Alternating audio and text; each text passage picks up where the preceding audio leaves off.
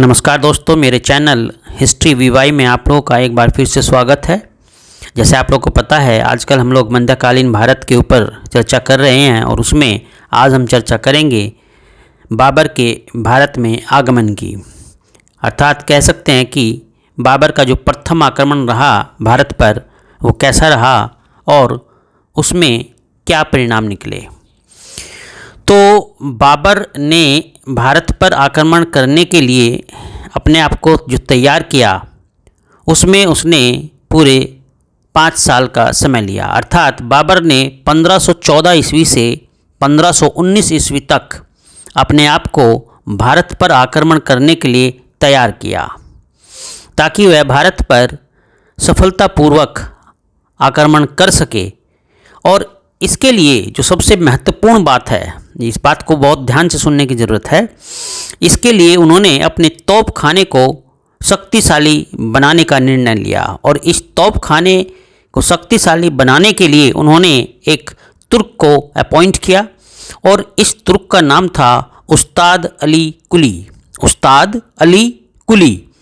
और ये जो उस्ताद अली कुली तुर्क थे, इन्होंने बाबर के तोपखाने को काफ़ी सुदृढ़ किया और काफ़ी हद तक शक्तिशाली बनाया। इन्हीं उस्ताद अली कुली को इस तोपखाने की जो है अध्यक्ष नियुक्त किया गया था और इस तोपची ने अपना पूरा सहयोग इस तोपखाने को मजबूत करने में दिया।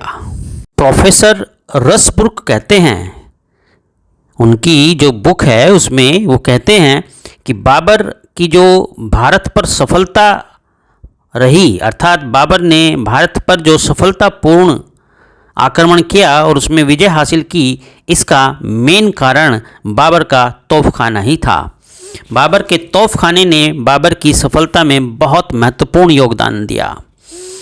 बाबर ने भारत पर विजय हासिल करने के लिए काबुल के उत्तर पूर्व में, ध्यान देना, काबुल के उत्तर पूर्व में स्थित दुर्गों और कबीलों को भी अपने अधिकार में लेने का प्रयास किया।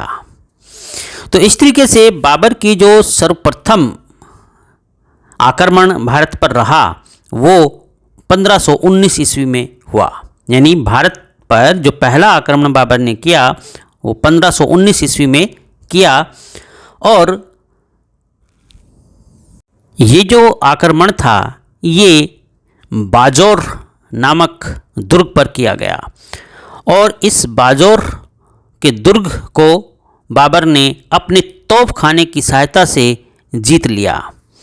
बाबर का ये आक्रमण काफ़ी सफल रहा।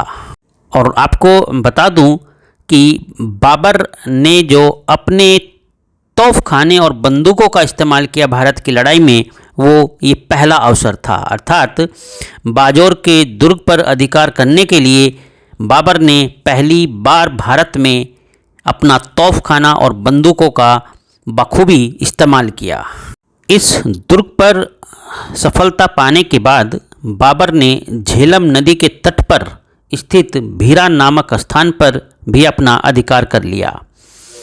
बाबर ने इस अभियान में अपने सैनिकों को आदेश दिया था कि वे वहाँ के लोगों, वहाँ के पशुओं, वहाँ की कृषि को किसी भी तरीके की क्षति ना पहुंचाए, क्योंकि इसके जरिए बाबर वहाँ के लोगों की सहानुभूति बटोरना चाहता था जिससे कि वह वहाँ सफलतापूर्वक शासन कर सके। तो बाबर की ये एक सोची समझी रणनीति थी। इतनी सफलता के बाद बाबर ने अपना राजदूत दिल्ली के सुल्तान इब्राहिम लोदी के पास भेजा। इब्राहिम लोदी को ये समझाने के लिए कि इब्राहिम लोदी उन सारे प्रदेशों को बाबर को सौंप दे जो सदियों से तुर्कों के अधिकार में थे। और ये जो बाबर ने अपना राजदूत इब्राहिम लोदी के पास भेजा था, ये कभी इब्राहिम लोदी के पास पहुंच ही नहीं पाया, क्योंकि जो दौलत खां थे, दौलत खां ने इस राजदूत को लाहौर में ही रोक लिया, जिससे ये राजदूत बाबर का संदेश इब्राहिम लोदी तक ले जा ही नहीं पाया और बाबर को इसका कोई जवाब नहीं मिल सका। इसके बाद बाबर भीरा की पूरी व्यवस्था एक हिंदू बेग नामक शासक को सौंपकर खुद काबुल लौट गया। जैसे ही बाबर काबुल लौटा, वैसे ही भीरा की जनता ने हिंदू बेग के खिलाफ अपना मोर्चा खोल दिया और उसके विरुद्ध विद्रोह कर दिया और उसे वहाँ से भगाने में पूरी तरीके से सक्षम हो गए। तो इस प्रकार ये थी बाबर की भारत पर प्रथम आक्रमण की कहानी। उम्मीद करता हूँ आप लोग को अच्छे से समझ में आई होगी, आप लोग को काफ़ी इससे सहायता मिलेगी अपने कॉम्पिटिशन्स में भी और अपने बाकी एग्ज़ाम्स में भी।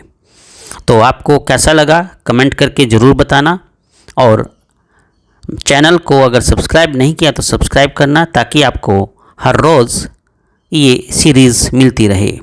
अपनी अगली वीडियो में मैं बात करूंगा बाबर के भारत पर द्वितीय आक्रमण की।